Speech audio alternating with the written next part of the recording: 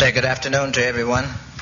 And there was one more announcement that I forgot to give to Mr. Atlas, and that concerns YOU Bible Study next week, 1:30. YOU Bible Study will be next week at 1:30. That's the third week. We generally do that the third week in every month. Frankly, I guess all of you can just rise and we sing the last hymn and go home. I think Mr. Maine sent his satellite over my house last night and scanned my notes.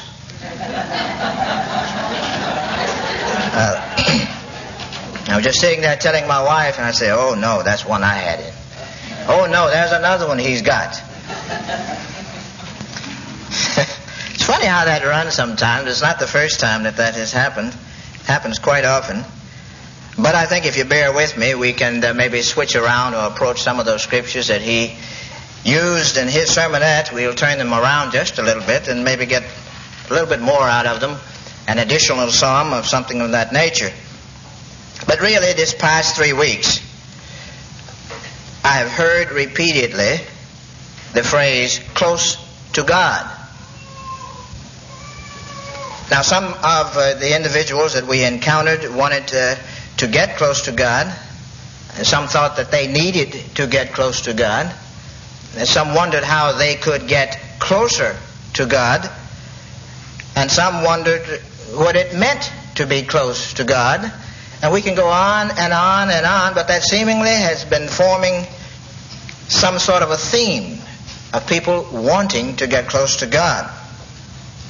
So I thought that this afternoon we may address the subject, or that phrase, getting close to God, and frankly see how you fit in it.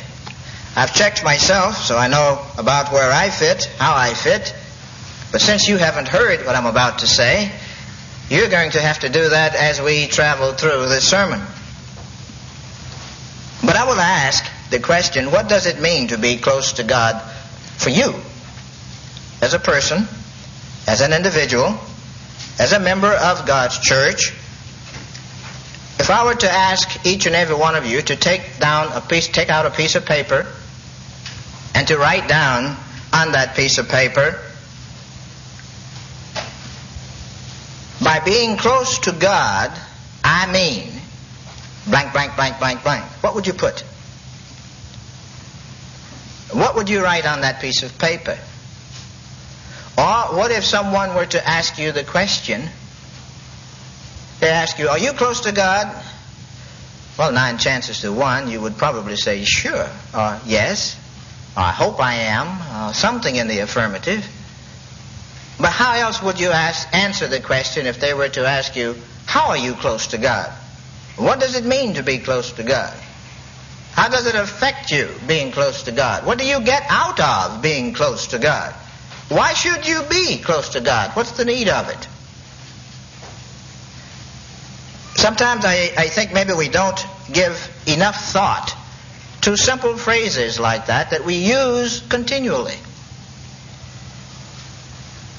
So this afternoon, let's go through or address the subject, not in its entirety. We couldn't do that. But some points that I think will be helpful. At least, I hope, will start you to thinking. In my encyclopedia dictionary, I found 20 definitions for the word close. 20. I chose 2 that I think that were appropriate for the sermon and, frankly, from God's point of view, what it means to be close to Him. Now, the first one says that to be close to anything or anyone means to conform to, or approximating the original. In other words, if I want to be close to God, if I am expected to be close to God, that means that I am conforming to the ways of God. He's the original, and I am conforming to the original. God said, way back in the book of Genesis, let us make man in our image. So He is in the process, as we allow Him to, conforming us or transforming us, as it says in the book of Romans, to be as He is. So being close to God means that I am conforming I am trying to resemble. I am trying to be as close a resemblance to him as I possibly can. The other dictionary said, accompanied with that conforming, also would go bound by strong affection, loyalty, and common interest. In other words, not only am I trying to conform to God, it is not in a grievous way. It is not in a grievous manner. It is by my own choice, because I want to do it, and I am going to do it because I have a lot of affections for God. I am loyal to God. We have common interests, and I want to be a very, very close friend of his. So then, if this is true, and I believe it to be, these two definitions, there are others that we could have taken, and if you were to look up the word, you would probably find some of them too. If this is the case, then, in order to be close to God, I would think that one must be conforming to him and must be bound to him by love, by affection, by loyalty, and by a common interest. In other words, if you have a friend, unless you have these things, it's going to be very difficult for you to get close, as we say, to that person. If your interests aren't the same, if you think differently, you don't like to do the same things, then you're not going to be close to one another. So then the first thing that we need to do as we address the subject as to how one goes about becoming close to God, since conformed means to bring oneself into harmony with and agreement with, it behooves each and every one of us to take a good, hard, long look at God. Now, because, it just might be that I'm not too sure that I want to conform to him. I might not want to be just like he is. I might not want to think as he thinks. I might not want to do what he does for the reasons that he does it. So I'd better take a real good look at this being called God if I want to be close to him, if I'm trying to be close to him, if I think there's any value in my being close to him. So the first point that I wrote down would be to seek God. Now, we generally do that in four basic ways in an overall sense: prayer, Bible study, meditation, and fasting. But you have many subpoints that we can utilize as we are putting those four overall activities into use. So now let's turn first of all to the chapter of Isaiah where Mr. Maine was reading, Isaiah 55. Now let's begin to read in verse 6. Isaiah 55 and in verse 6. You see, intellectually, probably everyone here believes that God exists. But how many really know and are sure that he does? Hopefully everybody. But it is pretty tough to get close to something that is not definite in your mind. I mean, if God is something that you sort of believe is, you've heard that he was, you've seen some evidence that he probably does exist, but you yourself have not experienced any contact with that being, then it's going to be sort of difficult for you to really get close to him. I was talking to a young man just yesterday, and frankly, he had been in God's church for quite a few years. And as we were sitting talking and discussing a few points, he says, I'm beginning to have a problem. He said, maybe I've had the problem for quite a few years in really knowing that God really does exist in the sense of my making contact with him. He says, now I've gone over the 7 proofs that God exists. I recognize that. I believe that. But he said, God seemingly is some place off, and I'm having a hard time praying. Now I wonder why that was. And we were discussing it a bit. And he said, I was walking the other day, and some thoughts came to my mind, and I wrote them down. And I'd like for you to read them. So I said, sure. So I took them and I read them. And after I had finished, I said, well, I don't know why you're having the problem, because what you've written down here is precisely what it takes in order that one should know God, get to know God, that He really does exist, that you don't have to wonder. It becomes second nature to you as it would your father. And he used that as an example. He says, now my father, even though that we weren't very close, he said he was in the house with me. He gave me orders, or he expressed his desires on different things that I should do and need to do. And those things that I didn't do, he punished me for. Those things that I did that he was pleased with, he rewarded me for. And he said, and I could relate to that. Because I could see him, in other words. I could hear him. I could touch him. Sometimes he could smell him. But he said I could relate to that. In other words, here is something that I as a human being can relate to. He says, now I don't see God. I don't feel him. I can't touch him. And he says, somehow I'm having difficulty in really seeing him as my father. And I said, well, what you've written down on your paper is precisely what you need to begin to do. That inevitably you are certainly going to look at God, upon God, as being not only the Father that you knew in the physical sense, but a Father way beyond that, with capacities way beyond that. Someone that you love, and knowing that He loves you. So, here in Isaiah 55, verse 6, God Himself says something that I think, even though it's very fundamental, He reveals something here that is most fundamental, and yet it is necessary knowledge in His Word. Now let's begin to read in verse 6. Seek you the Eternal while He may be found. Call you upon Him while He is near. Now this seems to indicate that God is putting a time limit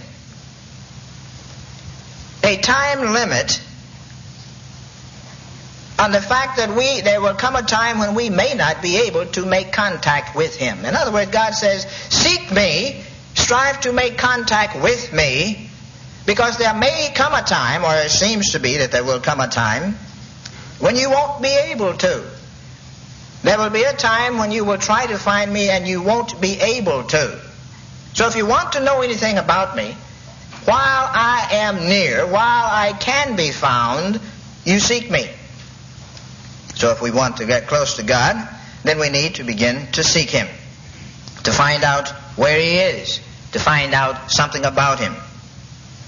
But He says in verse 7, let the wicked forsake his way, and the unrighteous man his thoughts, and let him return unto the Eternal, and He will have mercy upon him, and to our God, and He will, for He will abundantly pardon. Now He is saying, let the wicked man forsake his way, and the unrighteous man his thoughts, and let him return to God. Does that fit me? Wicked? Am I a wicked individual? Have I ever been a wicked individual? Sometimes it's difficult to really admit the fact that, I'm either wicked, or I have done a wicked deed, or I may be still doing a few wicked deeds. But at least, anyway, God says that man is supposed to forsake that, or he should forsake those things that he is doing. Now, why does he say that? In verse 8, for my thoughts are not your thoughts, neither are your ways my ways, says the Eternal. Now, that's quite revealing. Quite revealing. God is telling you, and He's telling me, that He doesn't think the same way that you think and the way that I think. And that's quite important, because if I'm supposed to be getting close to Him, if I am supposed to be making myself or conforming to His likeness, which is the original, I'm going to have to do something with my thoughts, because He is telling me I have been thinking contrary to Him. And I might have thought, as we all have, there are a few things that we may not disagree with, that we might agree with. There may be a few things that I don't understand. But God goes further in verse 9 to say that for as the heavens are higher than the earth, so are. Now that's a long, long ways. So are my ways higher than your ways, and my thoughts your thoughts. Now that means that we are miles and miles and miles apart. on our thoughts, on the way we do things, what motivates us to do things. According to God's own words, we are miles apart unless we are striving to get close to Him, unless we are striving to conform to Him, the original. So God is telling us in here something that is very fundamental that we need to always remember, because we think first before we act. And if He's telling me, hey Abner, your thoughts are as far from mine as the heavens are from the earth, I don't even know that distance. There's no way for me to tell that distance. There's a big, big gap between us. And if we are going to have and share the same interests, somebody's going to have to change. And I don't think it's going to be me. So it must be you, whether we like it or not. Now, if I decide that, well, hey, wait a minute, that's one of those things where I kind of like the way I'm thinking, then it's just as simple as that, well, I'm not too interested in becoming close to God, because my ways are not going to be His. That is for sure. Now, what does God mean by wicked? Turn to Psalms, the 10th chapter, and let's just get just a little idea as to some things that God might term as being wicked.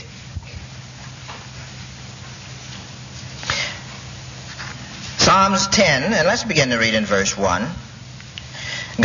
Here's the psalmist which is saying, why stand you afar off? This is Psalm 10, verse 1. O Lord, why hide you yourself in times of trouble? Now here's an individual who is either trying to get close to God, or he's wondering why God isn't close enough to somebody else in order to do something. Verse 2, he says, the wicked in his pride does persecute the poor. Let them be taken in the devices that they have imagined. Now, David here is saying that, hey God, he has recognized the fact that there are two reasons for being close to anything, anyone, and here in the nature of God. You are close to God because you are trying to imitate Him, you're trying to be like He is. Or you are close to God in order that if you're not trying to be like He is, He can deal a few blows to you. In other words, He's close enough to sort of use His hands to hit you. And David is realizing that the wicked individual is certainly contrary to God, and he said, hey, you're too far away. You can't hit him there. Why are you so far off? Why are you so aloof in times of trouble? And he talks about this wicked individual. Verse 3 says, for the wicked boasts of his heart's desires, it was being brought out in the sermonette, and bless the covetous whom the eternal abhors. In other words, here's somebody who certainly is doing the diametrically opposite things that you would have us do. And they seem to be getting away with it. You don't seem to be close enough to that person to stop him. The wicked, through the pride of his countenance, will not seek after God. I don't want to be bothered with God. Now, we don't always say that. We don't always say in our actions, I don't want to be bothered with God. I don't want to be close to God. I don't want to be near God. We don't say those words, but our actions speak louder than those words. That is in what we do, and the way that we do it, and why we are doing it. So David is saying that they won't seek after God. Now that certainly is a pretty good definition of a wicked individual who doesn't seek God. God is not in all of His thoughts. God is not in His thoughts. Now we just read where God said that your thoughts are not my thoughts, and how far they were apart. And here we see that a wicked individual does not have God in his thoughts. So now as you take counsel as to things that you have been doing, we all have been doing, and we do every day, how many times is God in your thoughts before you perpetrate an act? Before you do something? How many times do you think of God first before you act? If we don't do that, there's a good possibility that we're going to act in a way that is going to alienate God and not cause us to be close to Him. So we see then that a wicked individual, you can go on and read some more of that, I want, Talks about the individual sitting in lurking places and so forth and so on, in secret places, to do harm to the poor. We don't do that in the sense of doing harm to the poor knowingly, but we do it sometimes not knowingly, and the result is certainly the same.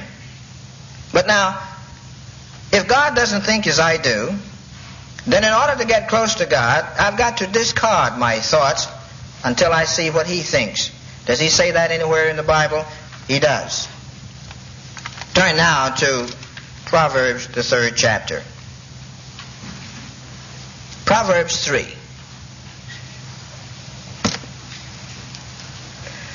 And here in verse 1 in Proverbs 3,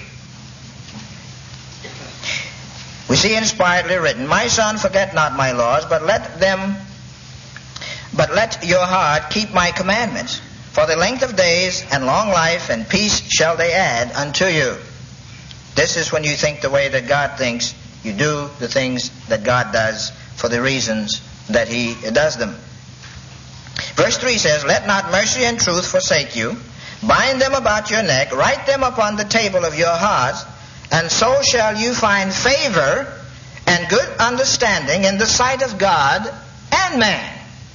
So here are some instructions for those of us who are striving or want to get close to God, to be like He is. God tells us to do, and we will not only find favor in His eyes, but also in the eyes of our neighbor. Now sometimes we don't give a care or a hoot about what our neighbor thinks. But God seemingly thinks that sometimes we ought to under certain conditions. Because we do have to deal with human beings. We do have to deal with people even in God's church. Do you care what the person sitting next to you think? If you do, here are some instructions that God says. You will not only draw closer to that person, but you'll draw closer to me.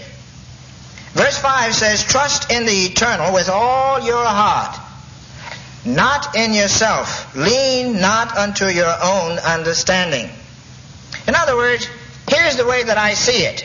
Here's the way that I would like to do it. Here's the way that I think it should be. Here's the way that it's going to be done that will give me pleasure, and so on and so on. God says, don't do that. Don't lean to your own understanding. If you want to get close to me, you have to find out what I want. You have to find out my thoughts on the subject. If you don't believe you should be tithing, and you want to get close to God, you better find out what He thinks about it. Because we can come up with all kinds of excuses why one should not tithe. But unless we know whether God permits non-tithing under any circumstances, we'd better be careful. Because God says, of course, over in Malachi, that we would be robbing Him if we did that. And what about treating our children? Now, we can go on and never think about God, but bring our children up the same way that our parents and their grandparents brought them up.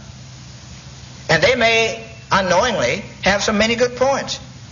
And they may unknowingly have some pretty bad points. But when God calls us to come close to Him, He expects us to check with Him.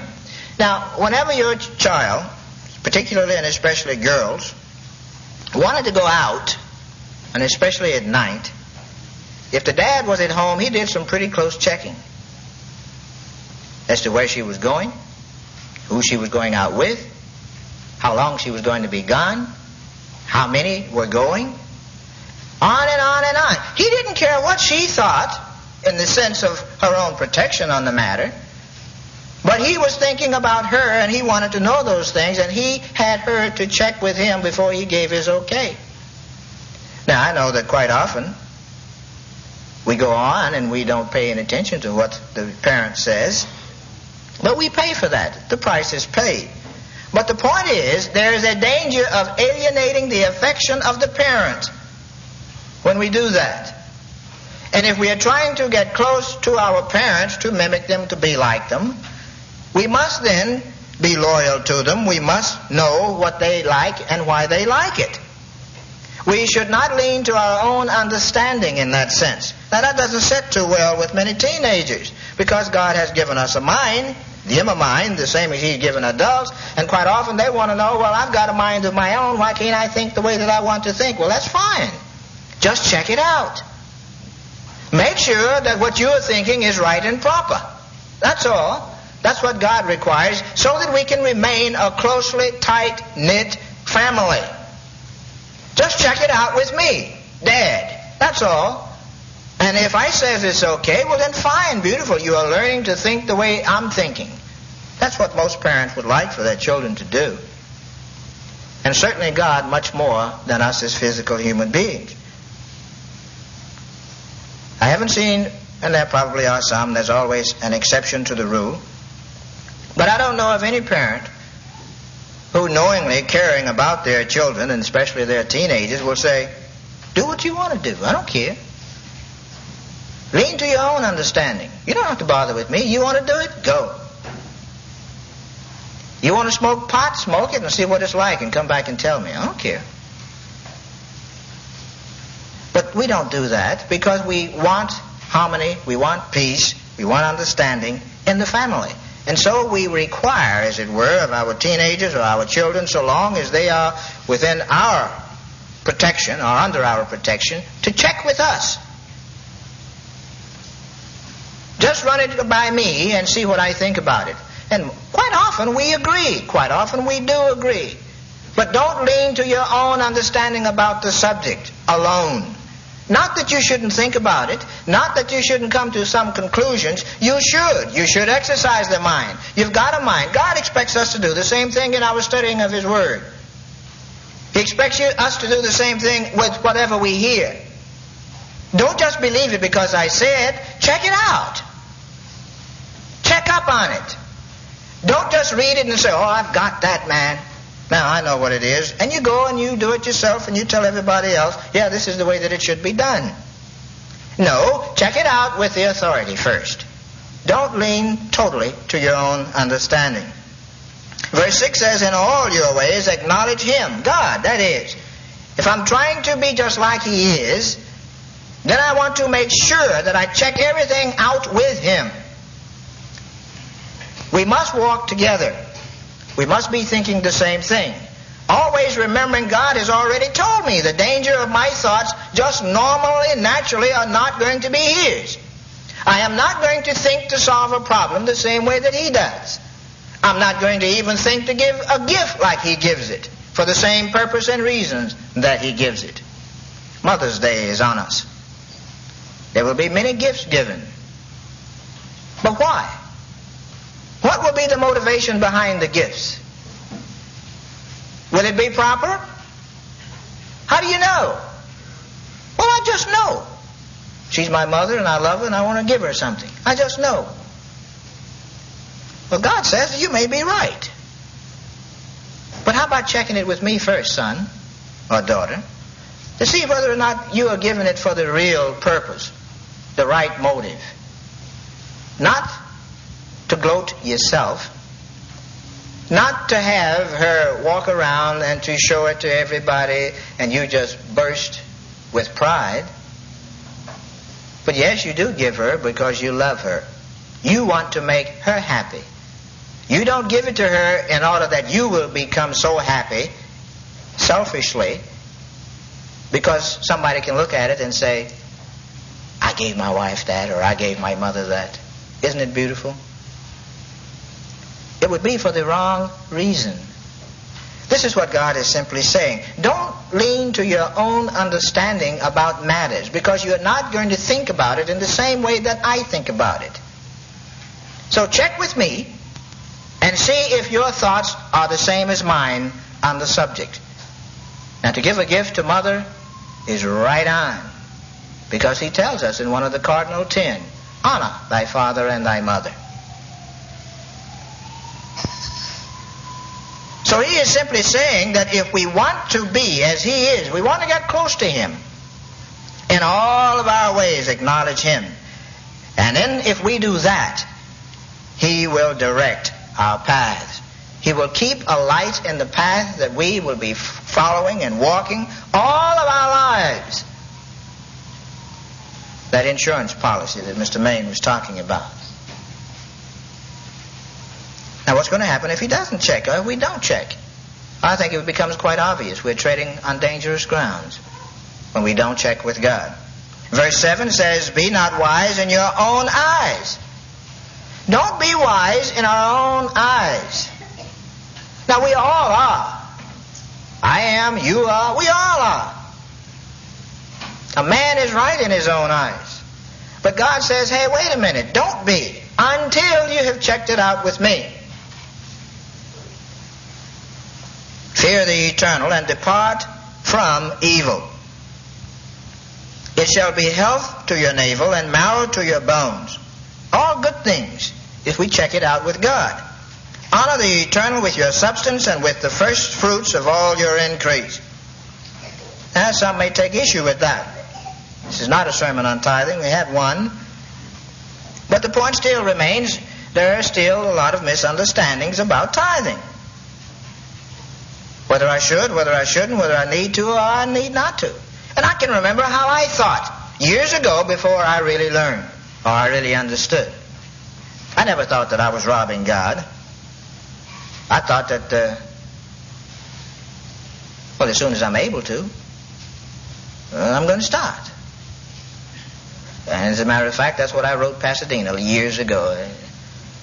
I was real good and real righteous, you know. When I found out that one should be tithing, I sat down and I penned that letter.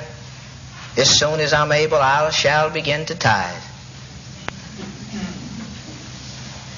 Little did I know that by the process of tithing, I was going to bring some things upon me that would not only cause me to be obeying God, but to increase my standings even more so.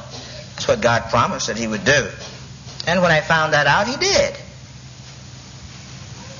So we all, it's just a point that daily we are constantly doing, thinking, saying, hearing, things that are contrary, that are not the thoughts of God. And if we intend to be close to Him, then we must not give lip service. There are certain things that we are going to have to do.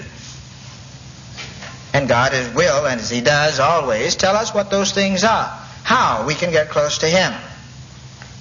And He says in verse 10, so shall your barns be filled with plenty, and your presses shall burst out with new wine. This individual that I was talking to, I asked him, I said, have you done any of these things? Well, no, not really. Oh, I have, but, you just have to, if in order to stay in the church, that's what you need to do. Well, it's no wonder, really, that he hadn't really gotten in contact with God. His motives were wrong. His reasons were wrong. His thoughts about tithing were wrong.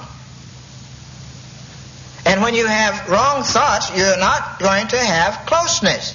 If you're in disagreement with your parents, there won't be too much closeness there. There just won't. There must be unity. You must be walking together. There must be those things that would put up for a common interest. Now, in 1 John, all the way back in the back of the Bible, 1 John, the 4th chapter. Here again, remembering the thought that we must always check. We must always check with God. And he tells us here, 1 John 4, Beloved, believe not every spirit, but try the spirits whether they are of God. Now this certainly does tell us something, that there are spirits that are not of God. Now basically, I know that some people do, but basically we do not hear, touch, smell, see spirits. So how do we go about testing them? How do we go about trying them to see whether they are not of God? How can we do that? How do you know whether or not you are of God or I am of God? How do we go about doing that? But he certainly does say that we need to try. We need to check it out. The latter part of the verse says, because many false prophets are gone out into the world. So we need to check the spirit that is behind what we do, think, and say. Over and over and over in different ways, we will see God telling us this. Check it out. everything, even spiritual matters, because that's where things begin, in the mind. Your thoughts. Check them out. In the latter part of verse 6, he says, "Hereby know we the spirit of truth and the spirit of error." Now, how do we go about doing that? The Apostle Paul gives us a pretty good idea in Romans, the 7th chapter. How do we go about checking these things out? First of all, we must be aware of them before we can do any conscious checking. We must make sure that we understand and we know that they are there. And we must recognize them as being there. They're not something that's going to go away. It's the life that we're going to be leading each and every day. Paul, the Apostle Paul, here in the 7th chapter of the book of Romans, and we all know that this is the book where Paul realizes and recognizes the fact that there are a lot of things that he wants to do, but he finds that he can't do, and those things that he really he doesn't want to do, he finds that that's what he's doing. But now let's pick up the account in verse 21. And you can read up to that. The Apostle Paul is finding out something that we all find out one way or the other. But in verse 21 he says, "I find then a law that when I would do good, evil is present in me." Now all of us experience that. Each and every one of us, I believe. Especially when we have been converted, those of us who now have God's Holy Spirit dwelling within us. "For I delight in the law of God after the inward man, but I see another law in my members, warring against the law of my mind." There is a war going on in our minds, a constant war of right and wrong, of truth and error. We are constantly thinking one of the two. So we must always have something that we can go to, a standard that we can go to, in order to determine which is which. And then even after we determine which is which, we still have a fight up on our hands to perform.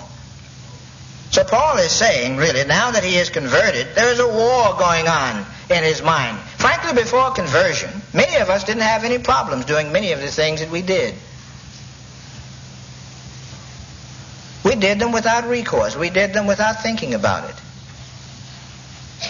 I used to eat a half a ham, and it never fazed me, one way or the other. I loved it before conversion. There were a lot of little things that I used to do before conversion. I never thought anything about it.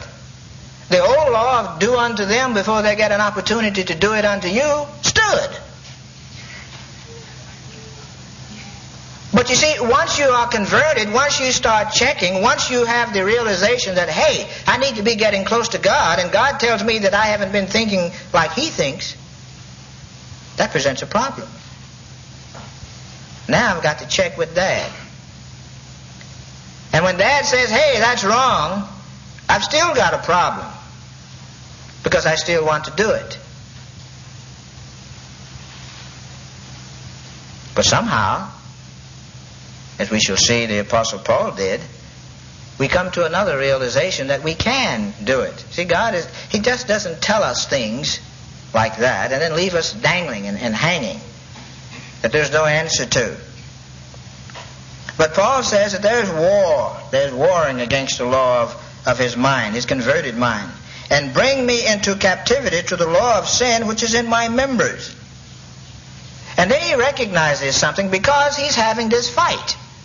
And because he loses every now and then. And you know, this is another point, brethren, that sometimes when we lose, we just go completely down. We get down on the ground and we wallow in something that we failed in.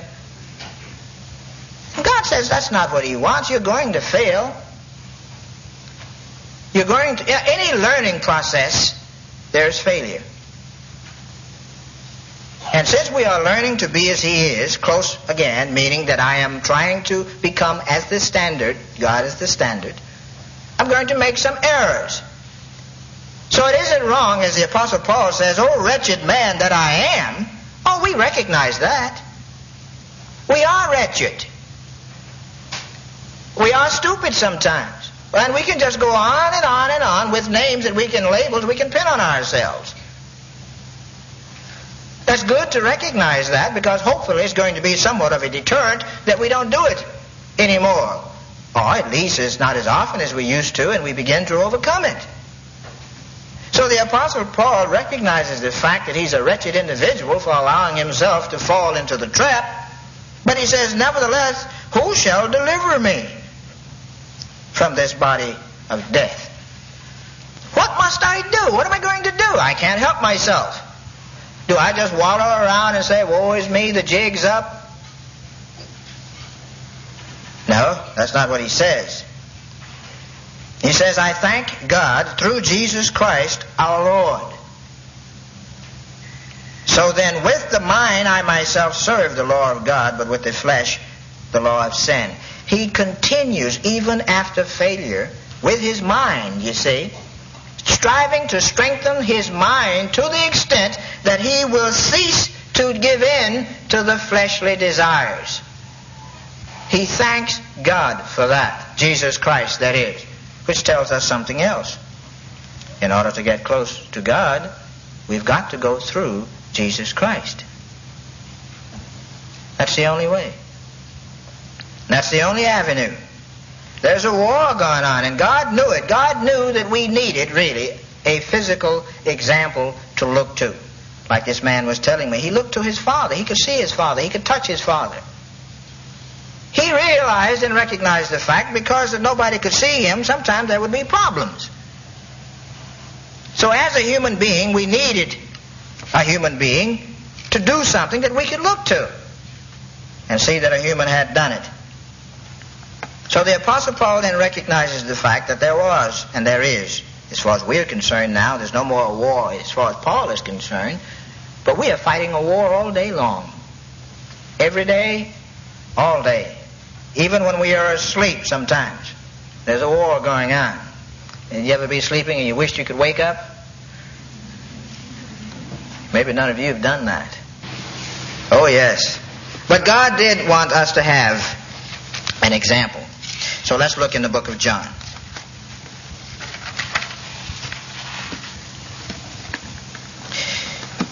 John 14.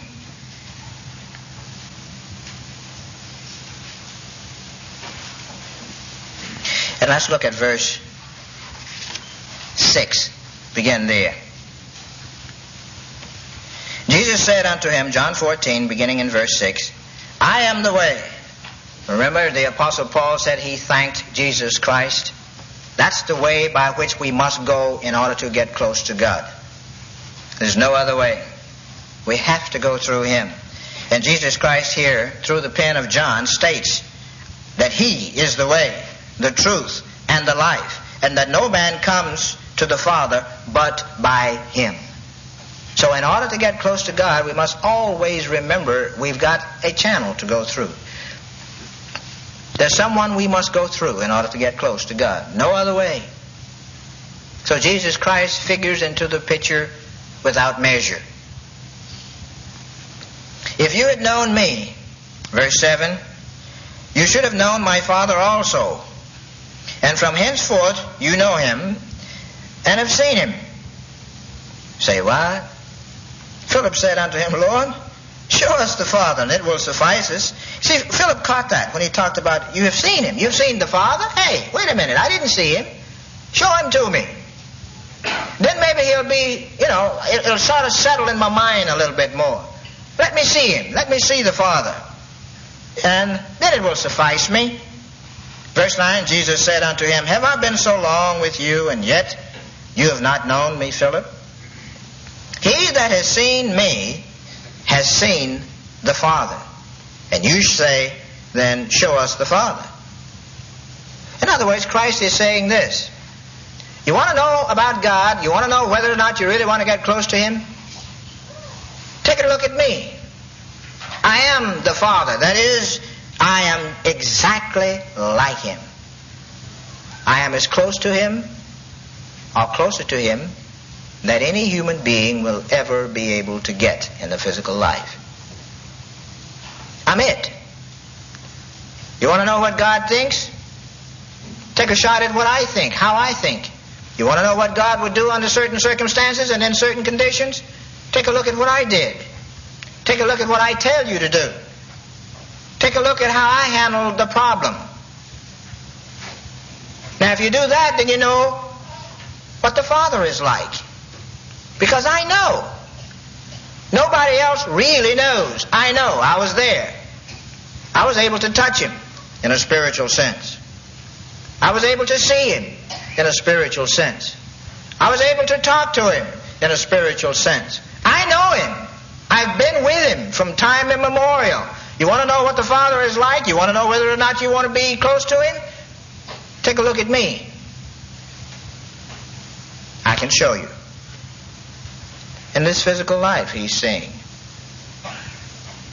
So that's what, you see, we need to really do. If you want to be close to Christ, or God, take a look at Christ.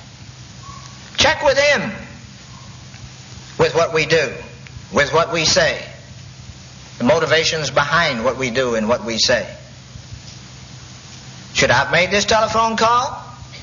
Or should I not have made it? The time to decide whether or not you should or you should not make the telephone call is before it's made. Check it out. Would Christ have made the call? If he would have made the call, then it's okay, I'll make it. Now, I'm not going to be able to put that in your head, in your mind. You're going to have to decide that for yourself. Because if you are still thinking that maybe I should have made the call, and you don't make it, as far as the relationship between you and God is concerned, you've already made the call. As far as you and the other person is concerned, you probably would have saved that person maybe some hurt or some embarrassment. But as between you and God, the ultimate one that you are striving to get close to, you've already made it. So Christ is simply saying here, if you want to know anything about God, whom you have not seen, no man has seen, you have not heard his voice, not at any time, here I am. Take a look at me. Take a look at my life. I'm having it recorded so that you can do that. So that nobody will be able to say, I forgot. So no one will be able to say, I don't know what Christ did. I don't know how he handled the problem. He says, I'm making sure that this is recorded.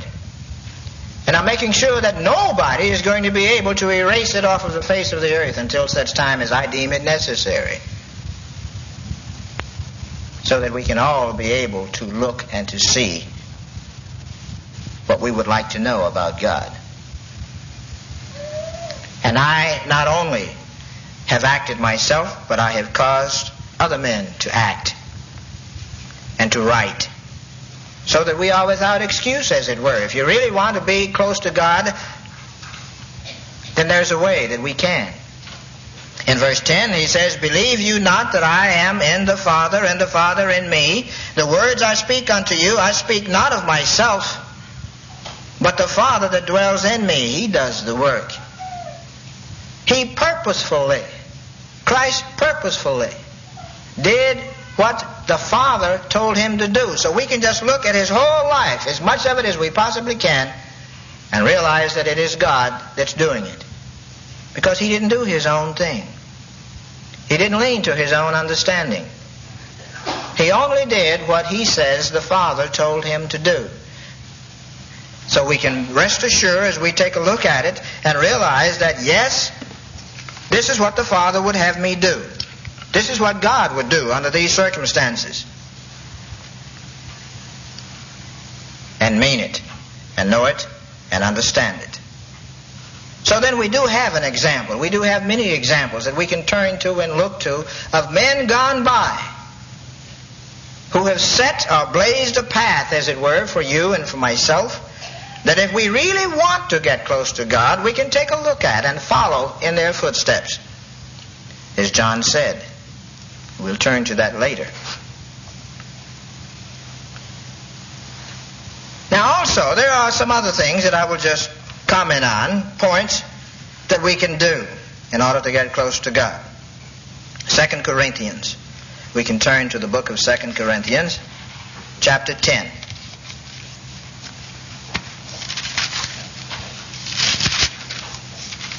There is something that we do almost unconsciously every day, maybe all day or many times of the day, and sometimes it seemingly helps us, and sometimes it's a hindrance to us. But we need to really stop comparing ourselves with and among ourselves. We do that quite often. We can see somebody else with something, and we desire it, which is not necessarily often by itself wrong. But we do compare ourselves among ourselves. Now, in verse 10, in 2 Corinthians 10, verse 12 in 2 Corinthians 10, the Apostle Paul writes, "For we dare not make ourselves of the number, or compare ourselves with some that commend themselves. But they, measuring themselves by themselves and comparing themselves among themselves, are not wise." Now, why is that so? Why is it not wise to compare yourself with somebody else? You will see an individual that you really do admire, and you will begin to compare yourself with that individual. If I could only be like that person, if I could only do that, if I could only run as fast as such and such, I'd be an Olympic star.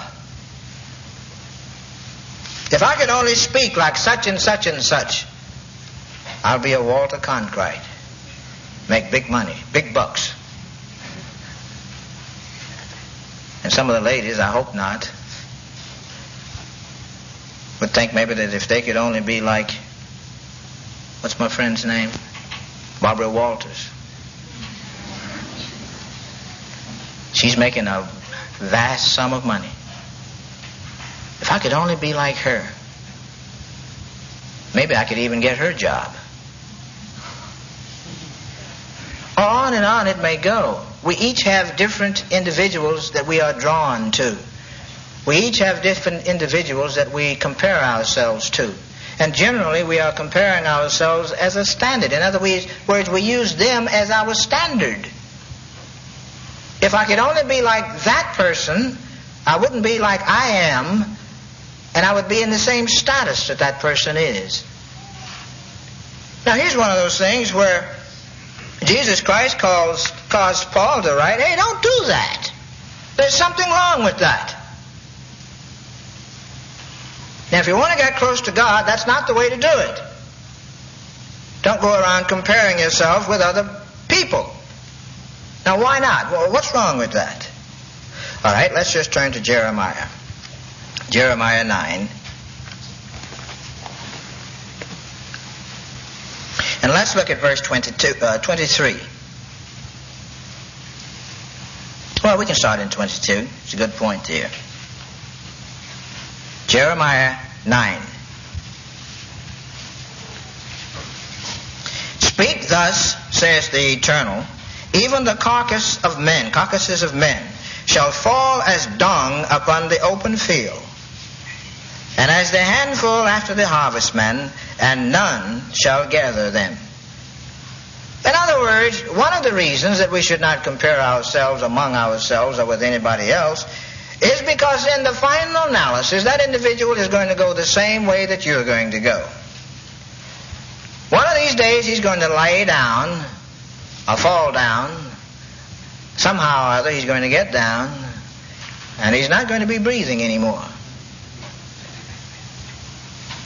Now in verse 23 he says, "Thus says the Eternal," or thus says the Lord, let not the wise man glorify in his wisdom." Now we have some pretty wise individuals in this world. But God is saying, hey, don't let that wise man, or that wise man shouldn't glorify in his wisdom. So now if we are guilty of wishing that we were like that wise man, and that wise man is somewhat conceited in his own conceit, God says, don't do that. "Neither let the mighty man glory in his might." We've had some pretty strong individuals. Presidents like Teddy Roosevelt. I think he was the one that carried the big stick and walked softly. Since the Iran situation, I think many, many Americans would certainly have wished that Teddy Roosevelt was in power. But he carried that big stick and he would use it too. But you know, God says, hey, wait a minute. There's a big danger that an individual who recognizes he has that power will glorify himself in that power. And that's not right. And if he does it, you would do it too, 9 chances to 1. You know, a lot of times we figure, or we think, that we're different. You know that? Quite often we think we're different. How often have I heard, and my son comes to mind right fast when I think about this, that if only I had a few bucks, now if I had $1 million, oh, I wouldn't spend it like J. Paul Getty did, or the Rockefellers, or some of the other multi-millionaires. He wouldn't spend it like that. Now, he would spend it another way. In other words, he would give to the poor.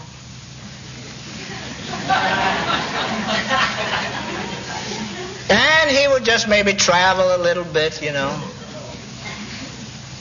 And he would do this, but he wouldn't do any of those things that those people who had the money did. Can't we learn that under the same set of circumstances, each and every one of us would probably act the identical way that that person acted under those circumstances? I've heard people go through the ghetto and they say, why did that person stay there? They don't have to. I had a man to tell me that once, really. Frankly, he was a minister, and he just had never had the opportunity to experience a ghetto. He had just been sheltered from it all of his life. And you see, in his circle, in his environment, whenever people didn't want to live where they lived, they just moved. They just went to the bank, drew out a few thou, took off. And so when he drove through this ghetto, and I happened to have been with him, he was somewhat astonished. Why do these people continue to live this way? Little did he know that if he had been born there, brought up under the same circumstances that many of those people found themselves in by being born there, reared there, taught there, he'd be there too. But you see, he was different. He wouldn't be there. He wouldn't stand for it. Now I realize that there are some people who have more get up and go than others in the sense that they wouldn't and they didn't. But now if everybody had that and got up and went, where would the ghetto be?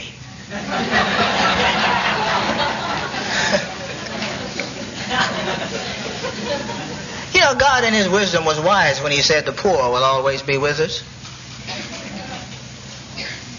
But we need to recognize this fact that, hey, I'm no different than that other guy. Under the same set of circumstances, I will do the same thing. We visited a lady. She was up in age. She was a senior citizen. And again, she had been sheltered all of her life. And there opened up, you know, one of the little red light houses close to her area. And she was indignant. And she should have been. I mean, you know, nobody wants to live in a red light district, I don't think. There may be a few who would like to, but I don't think they would. But she was indignant. To be a harlot was something that she would never do. Impossible. Well, it was impossible under the circumstances under which she was raised or reared. It was impossible maybe under the circumstances under which she was taught. The conditions that she was brought up. But if she had been brought up under the same conditions that some of the harlots that were in that home, she'd be in that house too. A likelihood of her being there says don't compare yourself one way or the other, up or down. That's not what we need to use as a yardstick for our lives, especially if we want to get close to God. Don't do it that way. He says, let not the rich man glory in his riches. And let's face it, most of the rich men do. Now here's the point in verse 24. But let him that glory, if you got anything to glory about, let him that glory in this, that he understands and know me. What? I'd rather have the $1 billion, huh? I'd rather be flying all over the world, around the world, anytime I got ready. I'd rather have a pool in the backyard so when it got hot in the summer I could just go out there. In the winter I'd build a dome over it so that the pool would be heated, and who cares how much it costs to heat it? I got a lot of money. Doesn't mean anything to me. But what's this business about if I've got to glory, just glory in God and the fact that I know and understand Him? What's that going to do for me? I've already got what I really want in this life. So God is saying, hey, wait a minute. Don't compare yourself with those people. If you're thinking in terms of getting close to me, that's not the way to do it, but here it is.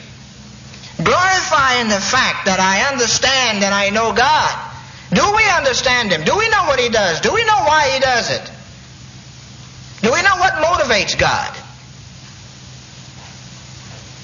God said, hey, that's what we need to be glorifying in. That I am the eternal which exercise loving kindness, judgment, righteousness in the earth. For in these things I delight, says the eternal.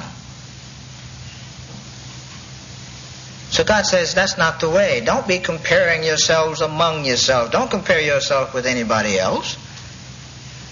Well, now if that's the case, who am I going to compare myself to?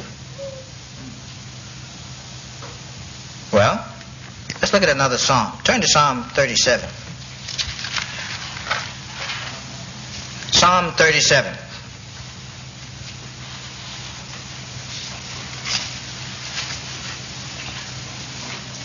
Here's another bit of instruction.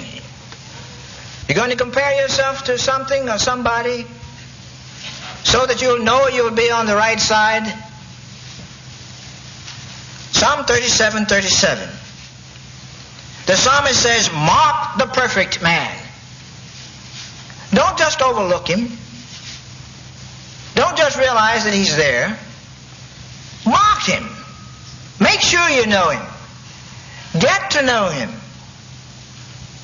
So we mark, take knowledge of, as it were, the perfect man. And behold the upright. For the end of that man is peace. And you want to know what all of the bucks in the world can't buy? Peace. Who is the perfect man? Universally over the entire face of this earth in Christendom, who acknowledges the fact of the perfect man? Who is he? He's that individual by whom we must go through in order to get close to God, Jesus Christ. That's the individual that God says when it comes to the point of comparing. Compare yourself with Him in every aspect of the way that He lived and thought and dealt with people. You know, Christ dealt with all kinds of people. And that was the reason that the Apostle Paul emulated Him when he says, I became all things to all men. You have to. If you want to get close to anybody, you're going to have to. If you want to help a drunk, you're going to have to know how a drunk thinks. If you never take the time to learn what caused the drunk to think the way that he thinks, you'll never help him. So you've got to get into his shoes That doesn't mean that you have to drink like he drank, but then because you wouldn't be able to help him anyway if you got the same way that he was. But it means that you took the time to walk in his moccasins for a few minutes or a few miles. And you learn what hurt him. You learn how he thinks. Then you'll be able to help him. But unless you're able to do that, you won't. You just won't. And you can enlarge that in any facet of life that you might. One of the first things that we had to do when we went to Africa was to learn how the Ghanaian thinks. Do you realize that? I couldn't have done a thing if I'd gone over there trying to teach and help the Ghanaians the American way. But that's something that we sometimes don't even give a second thought. We just think, well, he ought to be this way, or she ought to be this way, or she ought not to do this, or he ought not to do that. Walk in that individual's moccasins, and then judge, if need be. Learn what makes the person tick. Now that goes for all of us here. Is there contention among any? Do you have anything against anybody sitting here? Maybe not sitting here, but someplace else? What are we going to do about that? Carry it along with us? I'll guarantee you, you won't find peace with that. That's not the way Christ operated. Christ dealt with all kinds of people. He has called us to deal with all kinds of people. Brethren, if we are going to be kings and priests and rulers over cities and all of that sort of thing, do you think everybody's going to be thinking the way you think? Doing what you do for the same reasons that you do it? We're going to have to teach. And I'll guarantee you, if I talk to most real teachers who take their jobs at heart, I'm not talking about somebody who goes into the classroom simply because it's a job. But that instructor will try to get inside of every student there, especially if there's a student that has some sort of problems, and try to help him. Tries to dig in there and to find out, well, Johnny, why do you think the way that you think? He may not ask the kid that personally, but that teacher is going to try to find that out because he or she wants to help that child. Do you want to help your neighbor the same way? Or is it me and God and me, and everybody else take care of their own? Sure, God says that we're to work out our own salvation, but that's a part of it. Us learning how to relate to people. Would God put you or me over 10,000 people that we can't relate to? We don't want to take the time, the bother, or the trouble? Jesus Christ did. He did it. He talked to all of the people sometimes that some of us say we wouldn't touch with a 10-foot pole. And he gave his life for the individual that we think the lowest of, to the individual that we think the highest of.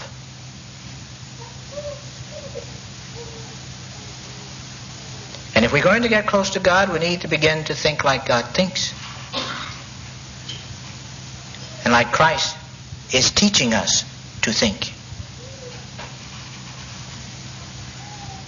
That's going to be the only way. Some of those that we talked to during the week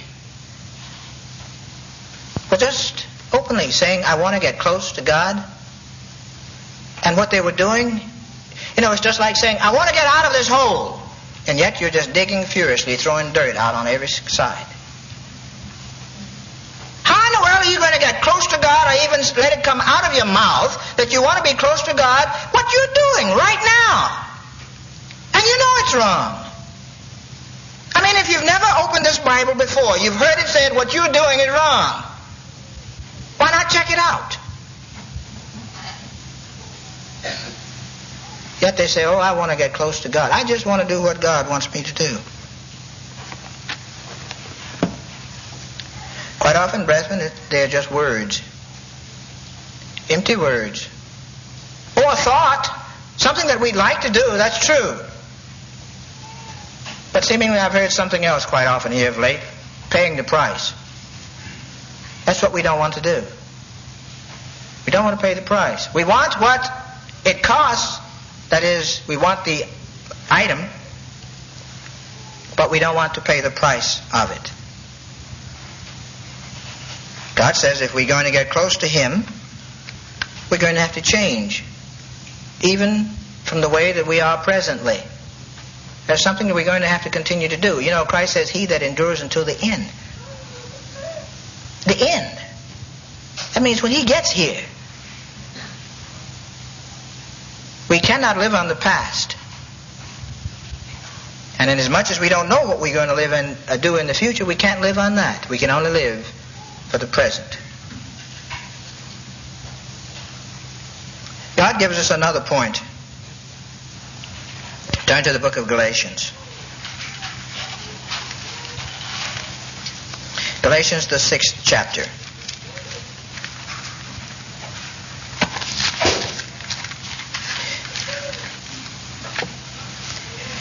And let's begin to read here in verse 7.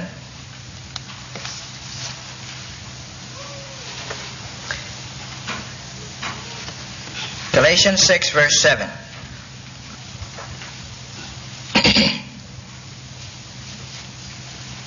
Actually, we maybe ought to start with verse 6, which says, let him that is taught in the word communicate unto him that teaches in all good things. That's what we find in the Bible when we read it right, when we study it properly. Good things. Even though there are many horrible and wretched things in the Bible written in here. But if we read it for the purpose that God has put it here and the way that we need to be using it, only good will come from the study. Verse 7 says, be not deceived. Hey, that's pretty good, isn't it? Be not deceived. And then when we read in Jeremiah what he says about deception, you know, about you and about me, how we desperately are wicked and we deceive ourselves and so forth. Paul tells the Galatians, don't be deceived. God is not mocked. For whatsoever a man sows, that shall he also reap. What are we sowing? What kind of wheat are we sowing? Is it good wheat? Is it wheat that's going to stand the drought? You know, I just heard coming to services today in Kansas, the farmers are having a rough time. The spring wheat is just about lost because of drought and windstorms. Is the wheat that you and I are planting, will it weather a drought? Will it weather a dust storm? I think we need to think about what we're doing. God certainly does liken our lives and the deeds that we perform in our lives like a man sowing a crop. What we sow, we will reap. If we sow good, we will reap good. If we sow bad, we will reap bad. And it has nothing to do with the elements around you. Nothing. God has made the promise. For he that sows to his flesh shall of the flesh reap corruption. If we're always giving in to those things of the fleshly desire and the fleshly nature, God says we're going to reap the benefits. And you know, that's the reason that dieting is so profitable nowadays. It's because of what we have sown and how we have allowed, as it were, the fleshly desires to determine what should be going into our mouths quite often and what should be going in there.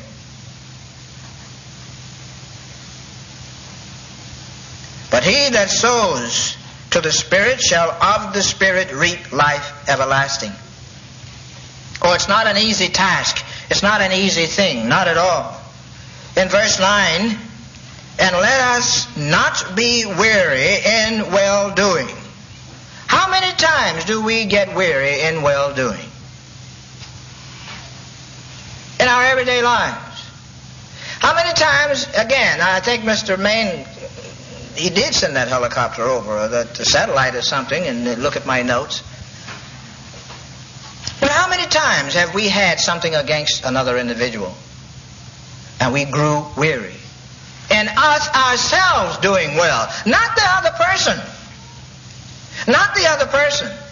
You see, it makes no difference what the other person does. That's not going to have too much to do with when we stand before Christ. Because we're all going to sit on our own tubs.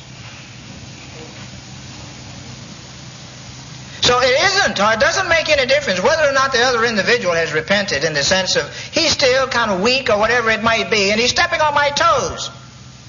And I can't take it anymore. So I, let him have it. That happens to us. We're all human beings. And I dare say that there's not a one in this building, sitting, standing, or whatever we may be doing, that this hasn't happened to. Where we blew our stack, where we blew off. But what do you do from there? What do you go from that point? Do you just let the sore fester? Or do we say, hey, I remember, I'm not supposed to grow weary in well-doing. I'm going to go and I'm going to apologize if need be. Or if you don't apologize, you just continue, or you resume, as it were, doing good to that individual when the opportunity arises. Now, what's the purpose and what's the point in us doing that? Well, the latter part of the verse tells us very plainly. For in due season, that is, if we do not grow weary in doing the things that are good, that are pleasing to God, in due season we shall reap if we faint not. And what are you going to reap? It just told you, up above. Whatever you sow, that's what you're going to reap. So as soon as we find that the crop that I put in, I told somebody off, I blew my stack at them, that's a bad crop. As soon as I recognize the fact that the crop that I sowed, or the beans or the potatoes, if you want to liken that or whatever, they have fungus, they're not doing properly, you dig them up and you plant something else. Plant a good crop there this time. God is simply saying, if you want to be close to me, this is what we need to do, and you're going to reap what there is to be reaped.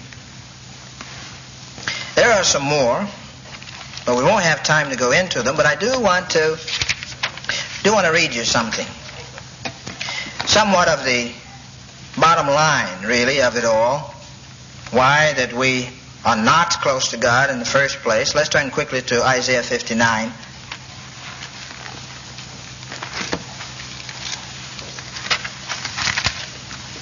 Isaiah 59, and let's look what it says in verse 1.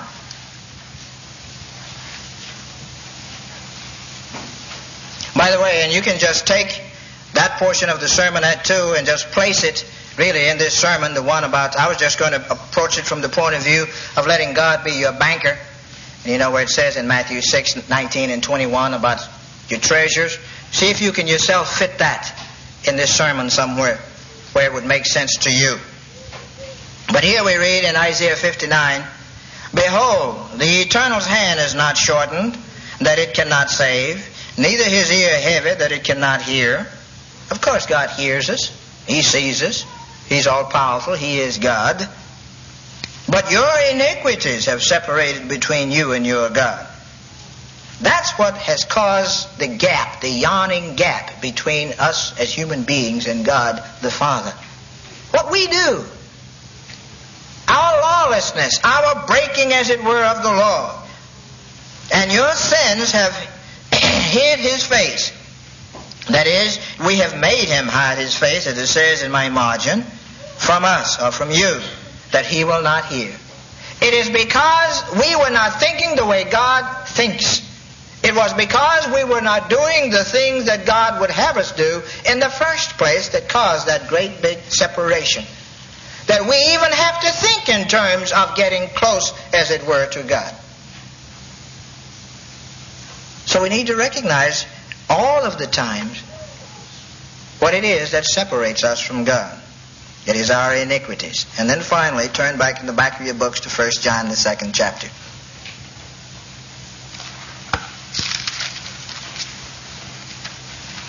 1 John 2. My little children, these things write I unto you, that you sin not. That's the purpose for the writing here. That's the purpose for us trying to get close to God in order to stop our sinning, stop our transgression, stop our lawlessness, stop us from going away from God, and cause us to begin to come to God. That's the purpose for the words. That's the purpose for this Bible. My little children, these things I write unto you, that you sin not. And if any man sin, we have an advocate with the Father, Jesus Christ the righteous. That's the one that we must go through. He's our advocate. We must always go through Him, realizing the fact that we are human beings. We will stumble, we will fall, we will sin. All we need to do is to go through the advocate. Go and talk over with Him. And He is the propitiation for our sins, and not for ours only. He's talking to Christians here basically, but also for the sins of the whole world. Oh yes, when they come to know the knowledge and the truth as we are learning it and know it, it will apply to them too. Hereby we know that we know Him if we keep His commandments. And by keeping the commandments, what do? You automatically stop breaking them. And if we automatically stop breaking them, once we have been justified by the blood of Christ, then we maintain a certain amount of closeness with God. That's what obeying the commandments would do for us. Obeying the commandments does not make us righteous. It is a maintenance procedure. The blood of Christ is what justifies us or brings us close to God. Obeying His commandments keeps us there. He that says, I know Him, and keeps not His commandments is a liar, and the truth is not in him. There's no need for us to go around thinking with the idea that, I know the Lord, if we are not striving to obey Him. But whosoever keeps His word, in him verily is the love of God perfected. What was it we were trying to do when we got close to God? To become like Him. To become as He is. And the way that we do that, as we read this again, whosoever keeps His word. Whosoever. It makes no difference who. In him, in that individual that is striving with all of his might to keep the laws of God, to obey the laws of God, to perform the laws of God in his life, in her life, whomever he or she may be, verily is the love of God perfected. And inasmuch as God is love, that is what we are striving to become. Love. Hereby know we that we are in Him. That's the way we tell whether or not we are close to God, or we are getting there, or we are on our way, or we are as far away from Him as the heavens are from the earth. So the next time you hear the phrase, or you may use it yourself, I need to get close to God. I want to get close to God. I'm not as close to God as I should be. Realize what you're saying and what it is that you have to do in order to get there.